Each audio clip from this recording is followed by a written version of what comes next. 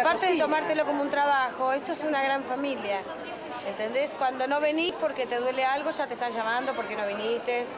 Y eso es lindo, te hace sentir bien, te hace sentir que no estás solo, ¿no? Yo tengo, mi esposo trabaja en la construcción, hace casas.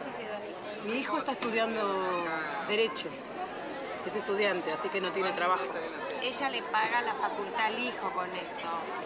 Le ayuda mucho en la casa. O sea, con lo que yo trabajo acá en el nodo, llevo todo lo que necesito para mi casa, para comer, para vestirnos, para artículos de limpieza, todo. Y con el ingreso de mi esposo puedo pagar lo que se hace con dinero que acá no se puede hacer.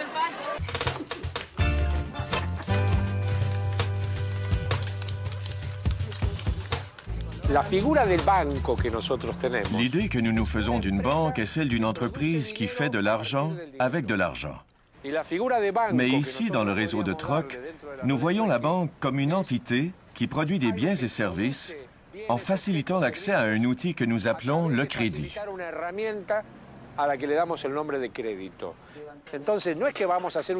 L'idée n'est pas de bâtir un nouveau système financier.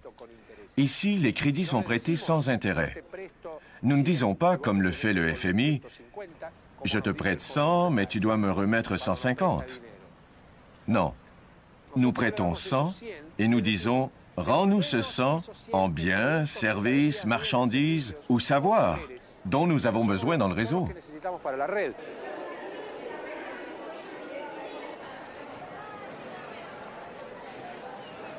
Con el crédito que recibimos de la gente del PAR, hemos trabajado y tenemos casi 50 personas trabajando, con 30.000 créditos que se los dio, de los cuales hemos gastado 18 y hemos generado 50.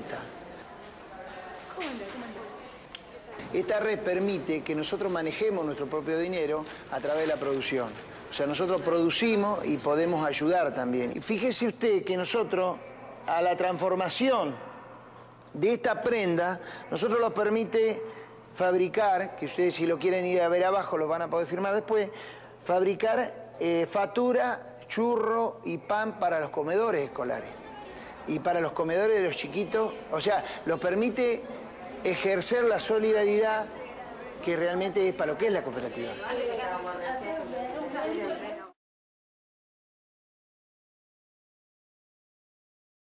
Mais j'ai aussi rencontré des citoyens qui ont inventé une monnaie pour des raisons idéologiques. Aux États-Unis, il existe plus de 500 communautés utilisant une monnaie locale. Ithaca est l'une d'entre elles.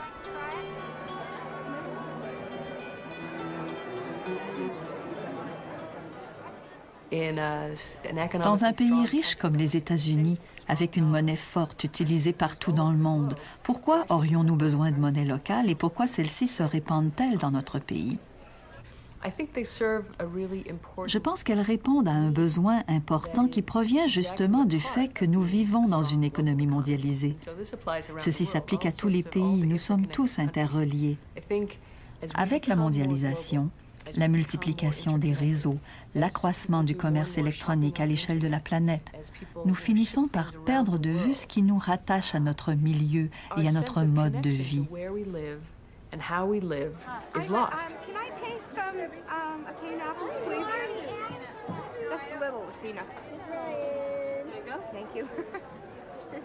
You make community. We back Ithaca Hours with our labor and our goodwill. That's really important to me. And Ithaca Hours like turned my life around in a way because I could trade for skills that I can't like sell, you know, like psychic readings or something. So I got Ithaca Hours and I was able to, when we didn't have any money, I was able to feed my kids using trading for Ithaca Hours. We can keep American dollars in the community, but we have far less control over where our American dollars go once we try to keep them in our community. This shows that we're truly supporting our local businesses and our local service providers because you cannot use this particular currency outside of our community. That's 2 quarter hours, which is $5, and 1 American dollar. Thank you very much. Thank you very much. Thank you. En donnant à cette monnaie le nom d'heure Ithaca, nous relions le mécanisme de l'échange à la notion de temps et en dernière instance à la source même de la richesse, c'est-à-dire les gens et ce qu'ils apportent à l'échange. La monnaie locale a donc cet avantage de faire réfléchir à la notion de valeur. Elle nous renvoie aussi au dollar, qui est une monnaie désincarnée, anonyme. Nous ne nous demandons plus d'où il vient ni pourquoi nous lui accordons une valeur. Mais quand vous remettez à quelqu'un ce joli billet coloré portant le nom d'heure Ithaca et que vous lui dites que c'est de l'argent, il se demande aussitôt « Mais qu'est-ce que l'argent ?»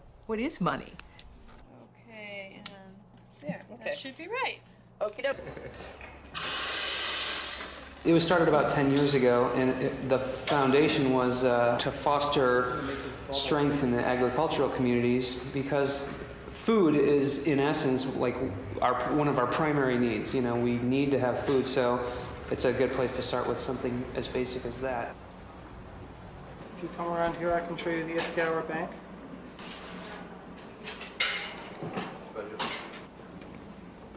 We have an active board of directors who meets monthly to deal with issues of promotion and distribution of the currency. Right now, the board of directors has a whole stash of local currency printed, just like a central bank of any country would have a stash of currency printed and in reserves. And that currency is brought into circulation when a person calls in or fills out the form that says, I am able to do whatever task. Le seul point commun entre notre système et une banque, c'est que nous accordons aussi des prêts. Nous donnons parfois aussi des bourses à des organismes communautaires. Nous offrons donc un peu de financement aux entreprises locales. Ces deux exemples ne représentent pas à eux seuls la grande diversité des monnaies qui fleurissent ici et là, mais elles incarnent sous différentes facettes la volonté de remettre la monnaie à sa juste place et à l'utiliser selon sa vraie nature. Dans tous les cas, au-delà de la dimension souvent anecdotique de ces expériences, il faut y voir le germe de l'incroyable transformation de la pensée humaine et de la société. Un jeu en apparence bon enfant, mais dans la pratique duquel l'humain se redresse en apprenant à réinventer la monnaie tout en prenant en compte le bien commun et à faire en sorte que la démocratie soit autre chose qu'un simple mot. Maintenant, on peut aller encore plus loin en reliant l'action politique à l'action locale. À défaut d'obtenir une modification des règles et traités qui permettraient la réappropriation du pouvoir de création monétaire par les nations, faisons pression sur nos élus pour obtenir la mise en circulation au niveau national d'une monnaie complémentaire dont le but serait de financer tout ce qui pourrait améliorer la qualité de la vie sur le même principe que sur l'île B.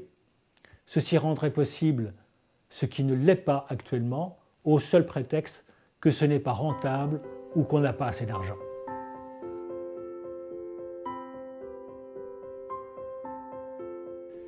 Mais le défi est loin d'être gagné, car il ne suffira pas de reprendre le pouvoir sur la monnaie d'une façon ou d'une autre. Cette reconquête ne peut qu'être que le symbole de celle que les humains doivent entreprendre sur eux-mêmes s'ils veulent vraiment un monde de paix et de suffisance.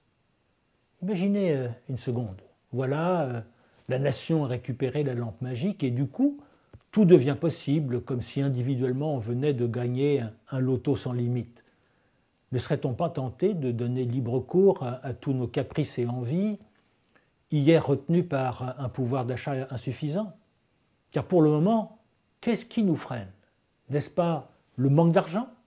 La réalisation de nos désirs, de nos envies, de nos projets ne dépend-il pas de l'argent dont on dispose?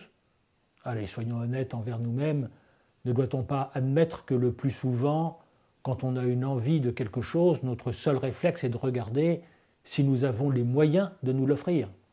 Où est notre conscience là-dedans? N'a-t-elle pas été kidnappée par notre porte-monnaie qui, en fin de compte, décide à notre place? Et si l'argent au niveau personnel dirige notre vie, peut-on encore s'étonner que la finance dirige le monde? Peut-on se révolter contre des institutions qui, après tout, ne font que refléter ce qui se passe en chacun de nous. Alors si nous voulons vraiment un monde de paix, de suffisance et d'équité, nous devons entreprendre en nous la transformation que nous voulons voir dans le monde. Soyez le changement que vous voulez voir dans le monde, nous disait Gandhi. Répondons à cette invitation.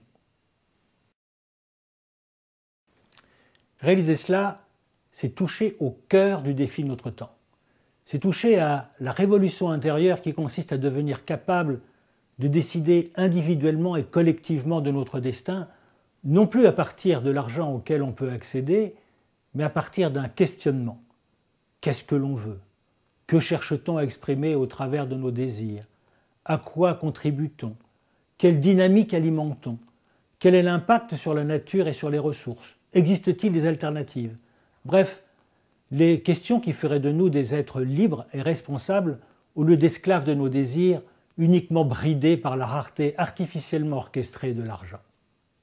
Ce qui est contenu dans le pouvoir monétaire est beaucoup plus qu'un pouvoir d'achat. C'est notre pouvoir d'être autre chose que des marionnettes manipulées par la marée des désirs que suscitent la pub et les outils marketing. Le pouvoir de création monétaire, voyez-vous, est extraordinairement symbolique. Il n'est pas anodin de constater que les deux crises majeures auxquelles nous sommes confrontés se manifestent d'une part dans la monnaie, expression de la richesse symbolique, et d'autre part dans l'écologie, expression de la richesse réelle. Il n'est pas anodin non plus de réaliser que dans l'état actuel de notre façon de penser, les remèdes préconisés soient contradictoires, la croissance pour l'économie, la sobriété pour l'écologie. Cette contradiction est à l'image de celle qui nous habite. Elle est l'invitation à nous mettre en cohérence. Faute d'y parvenir, nous nous condamnons à errer dans un monde de plus en plus violent et invivable. Au travers de la monnaie se joue l'appel à une véritable révolution des consciences.